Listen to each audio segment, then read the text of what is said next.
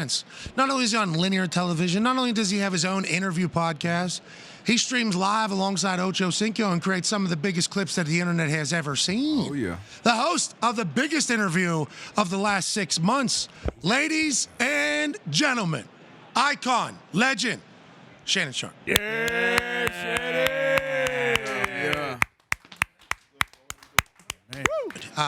This year, whenever you make the jump over to First Take, obviously you've been crushing it with Undisputed, with Skip, and we don't have to get into all of that. I think you've covered that 1,000 times. Whenever you sign up to do First Take, and then you club Shay goes to another level, and then Nightcap with Ocho, did you expect to become the biggest thing in sports? Because that is literally what happened seemingly in like 2-3 months. No.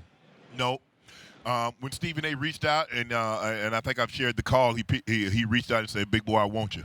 I said, "Stephen A., bro, you know I'm a big personality."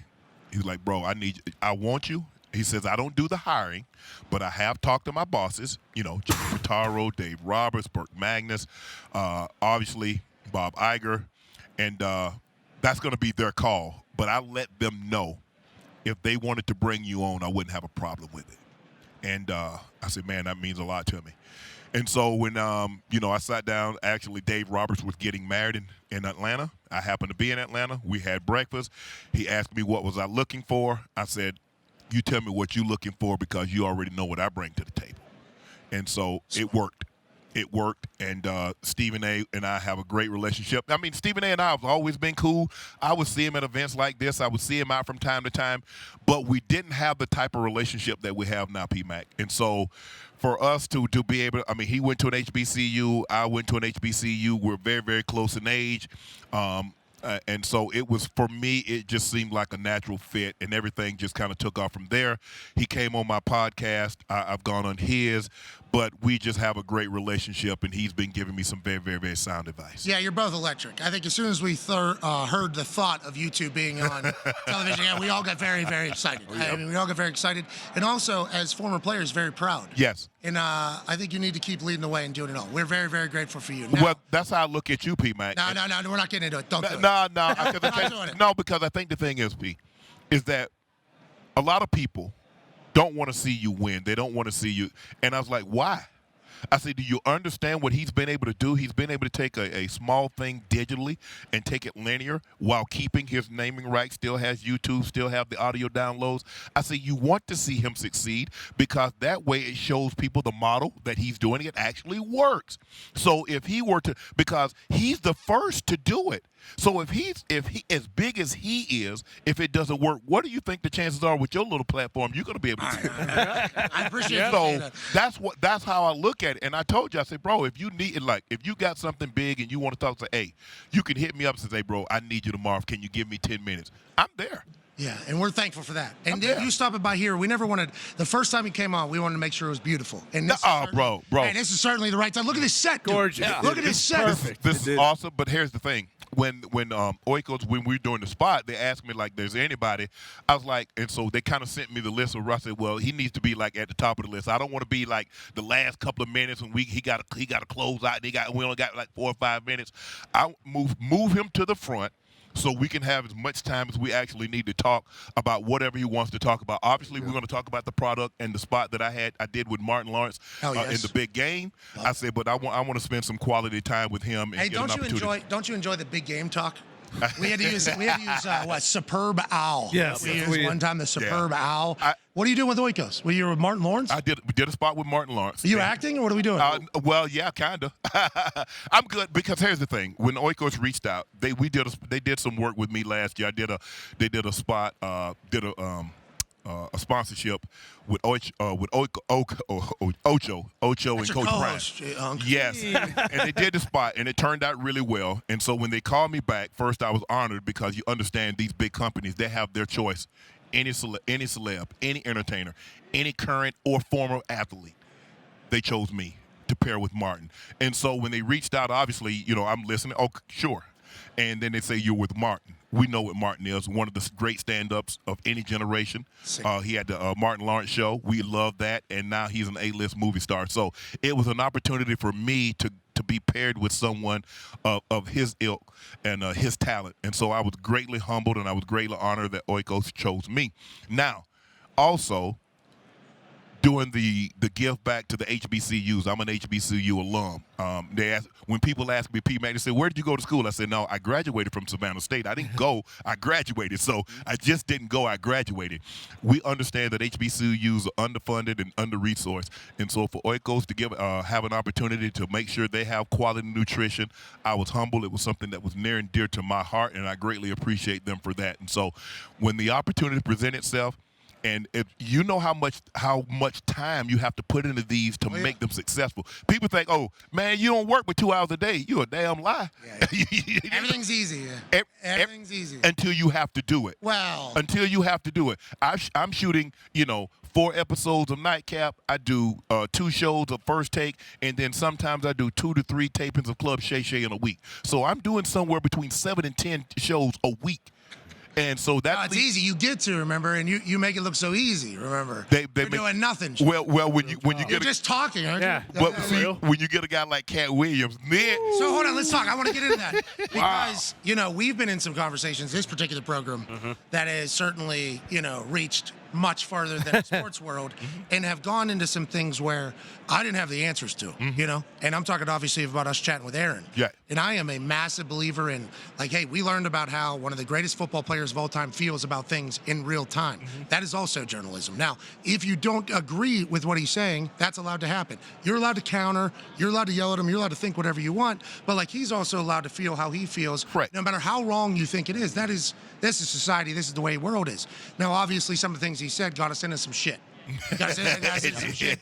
But also, Aaron's been a part of our program for a long time. That's who he is. So whenever we get into it, there's times where I feel bad. I'm like, man, okay, because there's people that get really upset about it, but I didn't know enough about the topic. Right. When Katt comes on your show and he starts sawing that, and Katt, we grew up in the Katt Williams era. Oh, yeah. So whenever every day I'm doing bowling and we sweating all over the place. Right. We respect Katt. When you're having that conversation with him, is there moments in there where you're like, damn, I have no idea what I'm supposed to say to that? Is there any of those moments? Because I have those moments sometimes where I'm like, I have no idea what the hell I am even supposed to say to that. That's way out of my world. P. Mac. Did you think that during that? No. How many? 100-some million? How many? Oh yeah. Well, we've done just the live, just the total show, which was 2 hours and 46 minutes and 5 seconds. We're at almost at 58 million views. Yeah. Totally, we're about 96 million views because we chopped it up and we had shorts. Yes, we had shorts. Absolutely. This is what I tell people: if you watch us or you listen to us, I'm a conversationalist. Me too. If you want hard hitting, that's 60 minutes. That's Dateline. That's 48 hours. I'm going to sit down. I'm going to open up the floor. I'm not going to cut the guest off. A lot of times, people that have platforms like this, they like to hear their voice. When people watch, when they turn on and they listen and they watch or they listen to Club Shay Shay, they want to hear my guest voice. So my job is to get out of the way. P-Mac, I had to make a split-second decision because when he came on, he was already on one. If you remember, he was doing this. So I already knew because he were talking, and I was like, okay, let's get him mic'd up. How long you talked to him before? We talked. He got there early. So that's why I lost track of time. Because normally when they said, okay, we're going at noon, okay, I get there around 11:30. CJ and I, who is the producer, any last-minute, things, and I'll go and I'll say, CJ, I think I want to start here. And I want to go in this direction. He's like, okay, hey, I trust you. Do what you do. And so he gets there early. And so he's talking, and I said, okay, let's get him mic'd up. So we go 15, 20 minutes before the noon hour. So I'm thinking in my mind, damn, we started at noon. But I forgot that we started 20 minutes early. And so once he gets going, so I was like, okay. He says, so I give my introduction. Welcome to Club Shay Shay, blah, blah, blah. I tell you who he is, some of the things that he's done. And so how you doing, Katt? We toast. And now I'm about to ask my first question, and he says, I want to tell you why I came. Okay, tell me why you came. He goes 30 minutes before I'd ask a question. Now, I could have easily cut him off. And Laportier. Yeah. I could have easily cut him off, P-Mac. But if I'd have cut him off, maybe he loses his train of thought. Maybe he doesn't get to what he got to. He goes 30. Okay, now it's my time to get in here. Okay, let's where you're from. But a lot of the stuff he was saying, because I don't live in that world, people think because, oh, Shannon, you live in Hollywood, you must have heard, you must have been. No, bro. I got my own thing. And what somebody else has going on ain't got ish to do with me. That ain't my life. That doesn't pay my bills. So why am I worried about what somebody else is doing? Okay, you decide, fans, listening, watching. You decide whether or not you believe him. Was it tough hearing some of the things that he was saying? Yes, because I have a personal relationship with Earthquake. I've had Steve Harvey on the show. I consider him a friend. I've had Ricky Smiley on the show. Kevin Hart, I've been to his home. So to hear some of this stuff, but it's not my place to say, Katt, you got to stop. Oh, you wrong, or that's a lie. Because I'm taking, just like when Ricky Smiley said that he was originally supposed to play the Santa Claus, I'm taking him at his word because I wouldn't know that. Nobody has ever heard that before. I'm thinking that's truth because he's on the set. Credible source. Yes. Yeah, so why would I? So if I'm to believe that someone is coming on my show and everything out of their mouth is a lie, why the hell would I have them on? Yeah. Mm-hmm. Yeah. Hey, listen. We're in an interesting game. We are. Hey, 58 million views though. Oh yeah. Almost 58 million views. Yeah. Hey, listen. Crazy. It's not obviously. I'm sure there's people that watch that weren't exactly thrilled, and there's people that listen to me talking aren't exactly thrilled. But it is a wild scene whenever you start having actual conversations as opposed to stage conversations, which I think a lot of media has always been. Yes. And it's like podcasting obviously has changed that, and everybody that starts a podcast says, I want to have a real conversation with people. It's like, well, when you have real conversations with people, you're going to learn it's going to be uncomfortable. You're going to learn real stuff from people. Yes. And now we're getting to do that at a much higher level, I think, because the people that are more willing to share their stories and who they are, as opposed to just a set question. So it's like, it's an interesting time. Yeah. And boy, our shins have taken it pretty heavily. Yeah, actually, and I have Monique on, and she's coming out throwing haymakers also, which is going to be very interesting. But I want to thank Oikos for giving me the opportunity here. Yeah. I'm on Media Row, and I'm representing them, and I really want to thank them. Go out, try the Oikos 000 and the Pro Max. Not Pro Max, just Pro. Jam-packed with protein. It's a really good product. I really appreciate them. High in nutrition. You know, P-Mac, we on the go, so we can't sit down and eat nutritious meal all the time. We got to get it in when we can. Looks like you're eating pretty new. Yeah. AJ has a question for you. Yeah. So John Elway. You can turn We that watched shit. that guy play. I think he's a lot more physically imposing than people think when you see him on TV. You see him in person. That dude is built. He definitely was at the time. What was it like playing with him? And could you compare him to anybody in the modern day? What was it like playing for him? This is when I try to tell people when we talk about quarterbacks. When you have a guy like a John Elway, you have a Patrick Mahomes, Aaron Rodgers, a Tom Brady, Peyton Manning, there's not a hope to win. There's an expectation to win. Yeah. And so every time I took the field on Sunday, I knew I had the utmost opportunity to win this ball game. There was never a game that I went in that I was like, damn, we ain't got no chance today. We always got a chance because we got that guy. When you play with a guy like that, you're so afraid to let him down because you know the hard work that he puts into it. You know the film study that he's put into it. You know the mental prep that he's gone through. And so for you, if he's willing to do what he's doing, nothing less is accepted of you or expected of you. And so he held everybody accountable, and you were so afraid to let him down because you knew what he was willing to do in order to win. And so it was great. And sometimes maybe it's unfair to me because you played with Peyton. Yep. I played with Seven. And when you play with guys like that, that's the expectation level, and that's why it's so hard. That's why it's hard for players to be coached, great players to be coached, because what do they compare the players to themselves? Yeah. And that is so unfair. And I asked Coach Prime, I said, Time, how do you do it?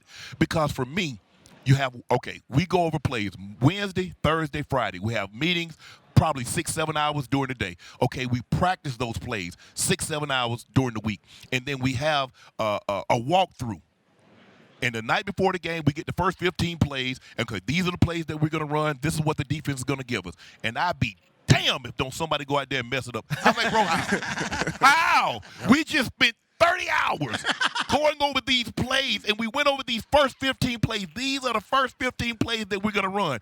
And you mess it up, I would lose my mind. That's why you're a Hall of Famer. Yeah, that's why you're a Hall of Famer. D-But's got a question Absolutely. for you. Hall of Famer, game changer on that Mount Rushmore at the tight end position in this big game. Obviously, you got a lot of experience in this game. Got two great tight ends, probably two of the best in the league right now with Travis Kelce, George Kittle. Obviously, great receiving, but I think both of them do a good job in that run game, too. What are you expecting to see from these guys on both offenses in this game? You know, normally when teams have great tight ends, they struggle covering the tight end. Mm-hmm. That's what I've noticed. I mean, we struggle when I was in the league. I mean, playing with the Broncos, if the other team had a really good to a great tight end, we struggle covering them. They struggle covering me. Yep. The thing is that both of these guys are so great at run after the catch. So, in other words, you got to do a great job of where he catches the ball. You've got to make sure he doesn't go any further than that, because Kittle is a monster with the ball in his hand, and he's basically an offensive lineman that can catch and run because he's dominating the point of attack. Normally, linebackers have success against tight ends have success against linebackers or against smaller guys. This man can manhandle defensive end. He'll take a D end one-on-one and wipe him out. Yeah, saw it last week. He's unbelievable. And then you got Kelsey, who's so slithery, so smooth. I mean, with the swag that he has, when you see him walking around, he plays like that on the field. Yeah, got that Kelsey face. Yeah. I don't know who thought that was a great idea. To start off Black History Month, it was the white guy that created it. That was tough. But if you watch Kelsey and the way he moves, and you watch the wavelength that he and that Patrick Mahomes have together, man, that's why I got him as for me, he's my GOAT tight end. Because if you look at It's a big statement. That's huge. Yeah, it's a huge statement, but if you and people say, well, Shannon, what about Gronk? Okay, he can match Gronk stat for stat. Playoffs, he can match, and he one-ups him in the regular season. I mean, he puts up numbers like he's a wide receiver. I mean, prior to him, no tight end had more than 2 consecutive 1,000-yard seasons. He's put together 6, 7, 8. He was 16 yards away from putting together another 9th 1,000-yard season. And then when he gets to the playoffs, he raises his level. Just past Jerry Rice. There's something to be said about a guy that, okay, he performs at this level in the regular season. But once he gets to the playoffs, he goes here. Yep. There have been very few guys that can raise their level of play once it comes to the postseason.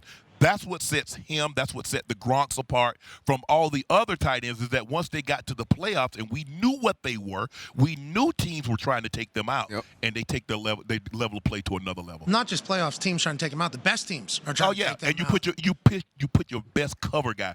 They're getting top-notch corners. They're not getting typical linebackers to cover them. Well, you're foolish if you put a linebacker at this stage of what you know what they can do. But he's unbelievable. I love him. I love the way he plays the game. I love Kittle. I love the passion in which both guys play with, and I think you have to have that. Ball. I love the passion in his football, and I know Kelsey has this thing going on, and everybody What's thinks that? Taylor Swift. Oh, his relationship. But hey, I heard they eat oikos. I hope so. But you got to be able to compartmentalize to be great in this game. And that's what and for him to be able to maintain a relationship like that and still stay focused, because I could not. Me neither. Because we actually told him that. It was football, and it was football, and it was football. Well, what about you? Well, it was football. It was football. He had paparazzi following him to practice facility. Like all year. When you talk to him about it, we're like, you're on every commercial. You got people hating on you that never met you before. Yes. You got paparazzi following you. You're on the cover of every tabloid. And he was like, yeah, I did actually have to kind of take a step back. Mental toughness. That's what the greats have. We got to let you go, obviously. But this weekend, have you got first take Thursday, Friday? I get Thursday, Friday. Yeah. So are you making picks? Do you make a pick? When will you do that? I can make a pick. You know what? I mean, I've known Christian McCaffrey since he was 2. I've known Kyle Shanahan since he was 12. I would really, really like to see the 49ers win the Super Bowl. Man, how can I bet against my homeboy? So go to hell to the How? team. I'm going to bet against my homeboy because I want the 49ers to win. All right. But Buffalo was supposed to dispatch them. The Ravens was supposed to dispatch them. And the way they played in the regular season, only Kansas City fans and those guys in that locker room thought they would be here, because ain't no way in hell, given the way they was dropping balls and the way that offensive line was playing, I said ain't no way in hell. And the drama, throwing helmets, yelling at refs. We're chewing out refs. I mean, it was a different year there for a bit. But that defense has been top-notch all year long. And Patrick Mahomes, whether you need him to throw for 400 and win a game or throw for 133, 140, but he's going to have a high completion percentage. He's unbelievable. He's the best in the game. It's hard to bet against that guy, but I kind of want to see C-Mac and Kyle Shanahan win it. I can see a little nostalgia. Yeah.